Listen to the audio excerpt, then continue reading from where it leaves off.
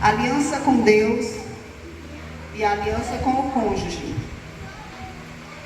Tem o objetivo. Nesta 8ª lição, estudaremos sobre a importância de fundamentarmos nossa visão familiar na relação com Deus, a partir da dupla aliança que estabelecemos com o nosso cônjuge e com o Senhor. Eu li uma palavra-tema de hoje, que foi Mateus 19, 1 a 11. Podem acompanhar em casa depois, dar uma anotadinha. E o nosso estudo ele começa assim. Em nossa sociedade, o conceito de aliança matrimonial parece estar desaparecendo. Vivemos uma cultura... Eu sou um pouquinho cega, viu? Porque as palavras se baralham. Vivemos uma cultura de contratos rescindíveis dos negócios de casamento. Nos dias atuais, quando um casal vai ao cartório e se casa aos olhos da lei, está firmando um contrato que depois poderá ir a ser revogado no meio do divórcio. Que é o que está acontecendo, infelizmente está acontecendo muito nos dias de hoje. O casamento ele está servindo como se fosse um contrato de trabalho, a qualquer momento pode ser quebrado. E eu tenho acompanhado muito, principalmente isso no meio dos cristãos, e isso é muito triste. Algo que deveria durar para sempre, como nós fazemos o juramento, e infelizmente está durando meses.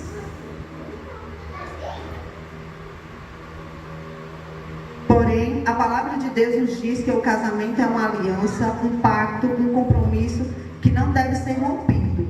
E isso é bíblico. Temos inúmeras passagens bíblicas relacionadas a isso. Eu não estou lendo, viu? Gênesis 1, 31. Gênesis 2, 24, Mateus 19, 6, Marcos 10, 2 ao 9, Romanos 7, 2, Efésios 5, 31, 32 e 33. Não podemos deixar que o que norteia o casamento seja afetado por exemplos negativos da família de origem ou por valores de uma sociedade cada vez mais distante do que o Criador determinou para a humanidade. Nosso critério tem que ser um só, a Bíblia. Precisamos resgatar os valores bíblicos, não apenas para trazer restauração ao casamento de muitas gerações, mas para evitar desastres conjugais nas próximas gerações. E é algo também que nós devemos nos preocupar. Eu digo muito que nós pais, nós somos o espelho dos nossos filhos. O que os nossos filhos ver que nós fazemos dentro de casa, palavras, atitudes, comportamentos, seja lá o que for, os nossos filhos, eles vão imitar lá fora. E isso pode estar prejudicando a próxima geração. Como os nossos filhos terão sonhos de ter um casamento, se muitas das vezes dentro do lar o casamento já não funciona mais. O Lucas ele só tem 7 anos, mas ele disse que ele vai casar e ter 2 filhos. 3 meninos, rapaz, né?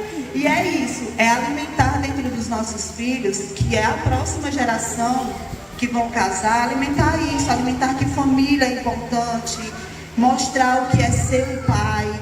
Porque os nossos filhos, principalmente os homens, a educação, eu tenho muito disso, a educação dos homens eu acho que é de muita responsabilidade para a mulher.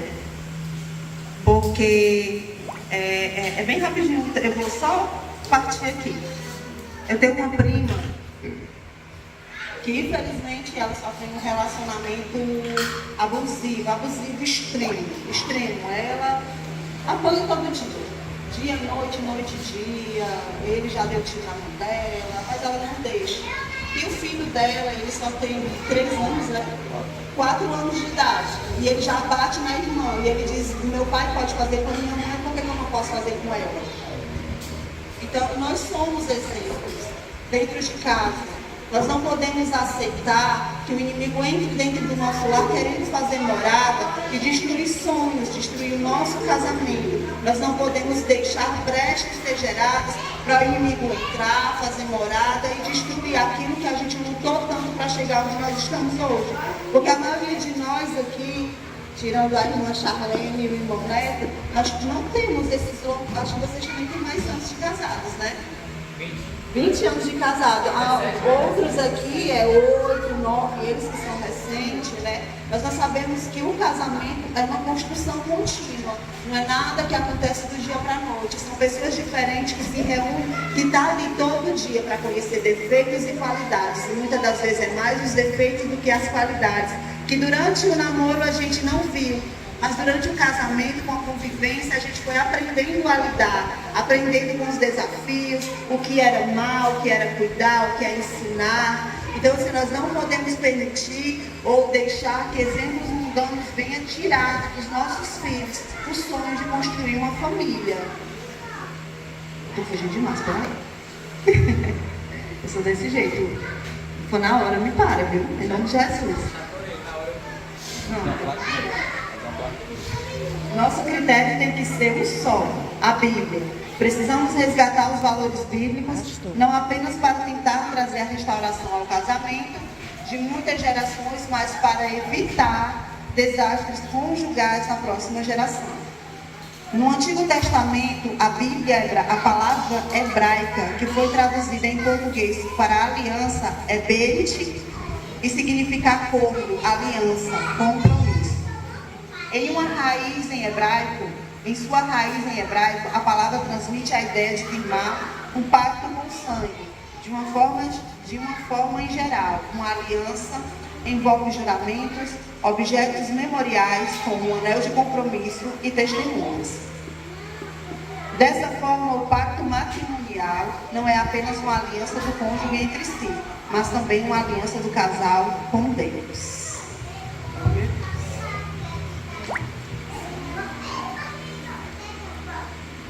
Aliança aos olhos de Deus.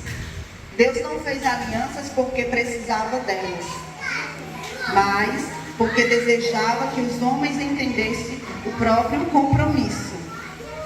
E é isso que o Senhor quer, que nós entendamos o que é o compromisso de uma aliança, o que é viver a dois, o que é o juramento que nós fazemos diante dos homens e principalmente diante de Deus. É uma aliança firmada. O nosso casamento é um compromisso não firmado entre homem e mulher, mas entre o casal e Deus.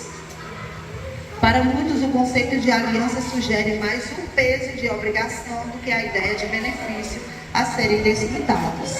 O casamento é algo que é desfrutado dia após dia entre os dois.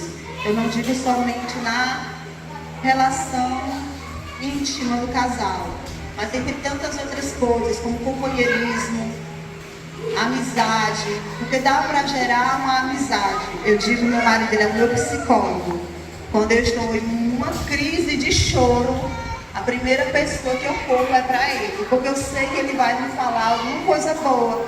Então os maridos, eles levantam as esposas e as esposas levantam os maridos. Todos nós, tanto homens como mulheres, temos que ter sabedoria para trazer uma palavra de ânimo para o nosso cônjuge. Muitas das vezes a gente está até estressado, eu digo ambos, está estressado, acha que é besteira, acha que é isso, acha que é aquilo, mas com a sabedoria do Senhor, antes de dar a resposta, eu costumo muito falar isso, antes de dar a resposta, digo, Senhor, me dá sabedoria para eu falar a coisa certa, porque se eu falar a coisa errada, o negócio fica feio. Então nós temos que ser sábios e criar um vínculo não só de marido e mulher, mas de amigos dentro do nosso lar, para que possamos confiar uns nos outros no momento de uma conversa.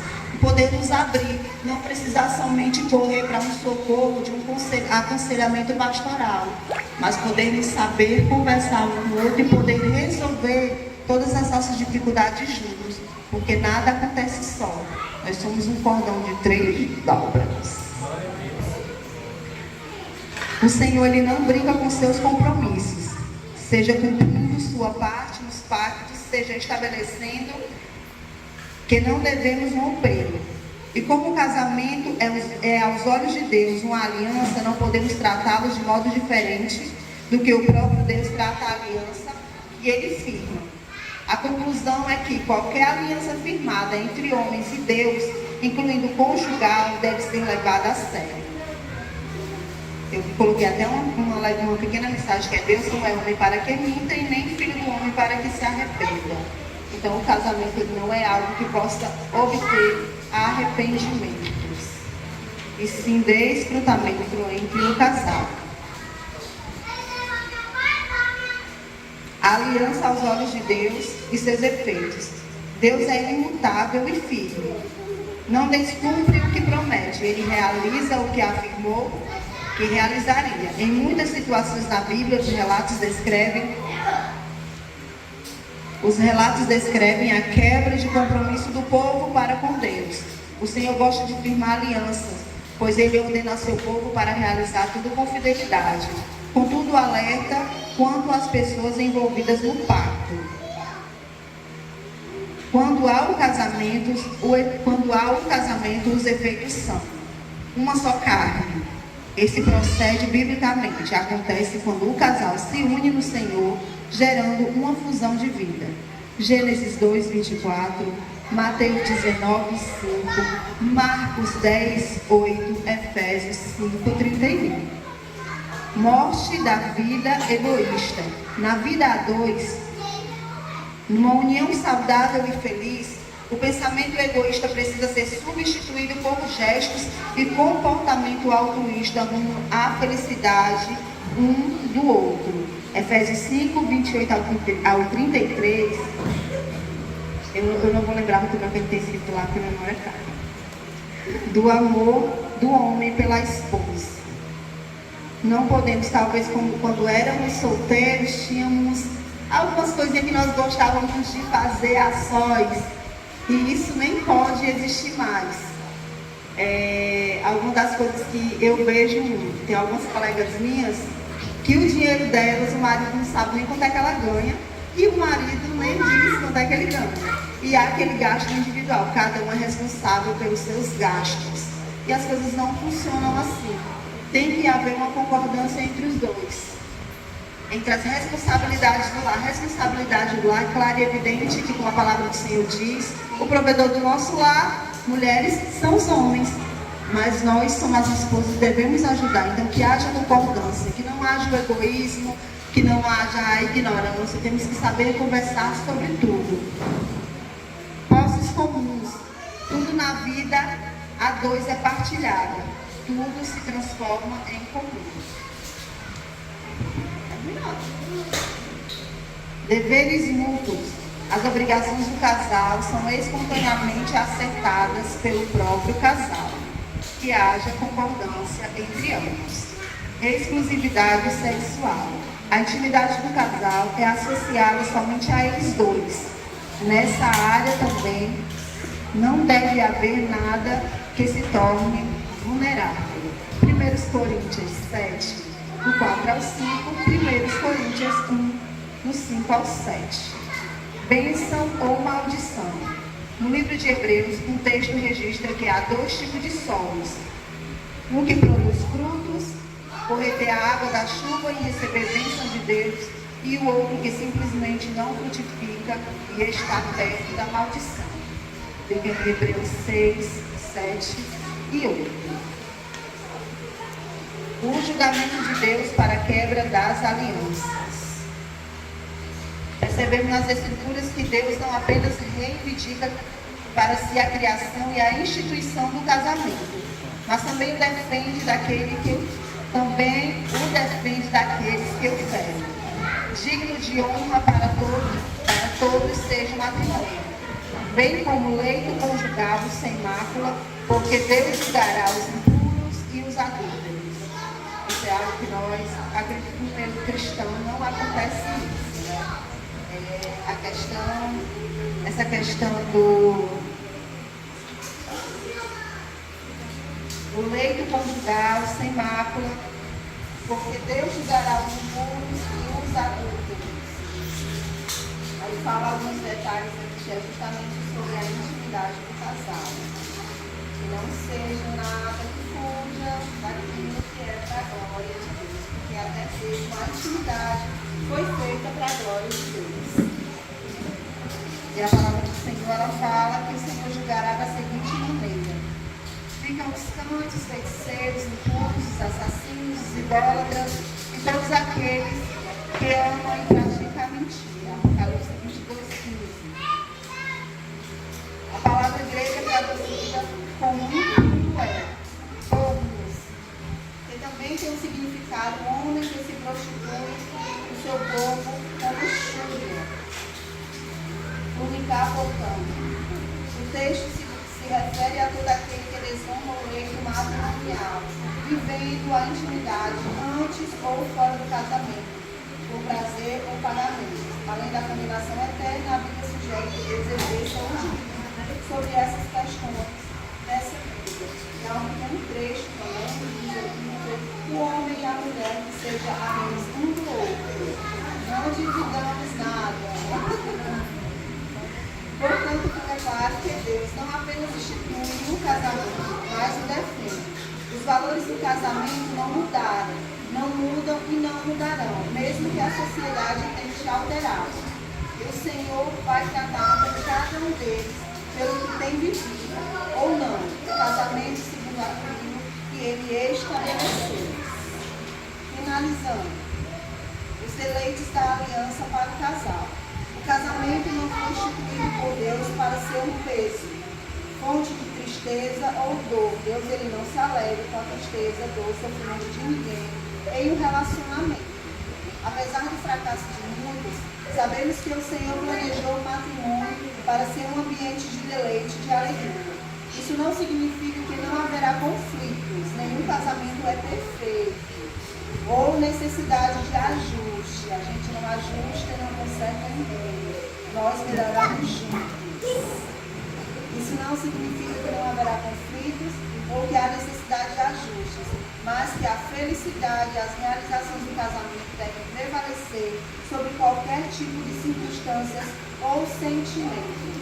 O deleite físico, a intimidade do casal, foi satisfatoriamente criada por Deus. Deleite emocional, criar juntos, crescer, envelhecer, ter um detalhe exclusivo de amplitude emocional e afetiva. E deleite espiritual. O casal pode desfrutar de bênçãos espirituais a partir do que vivem dentro da comunhão com Deus. Amém? Amém. É isso. Deus abençoe a todos.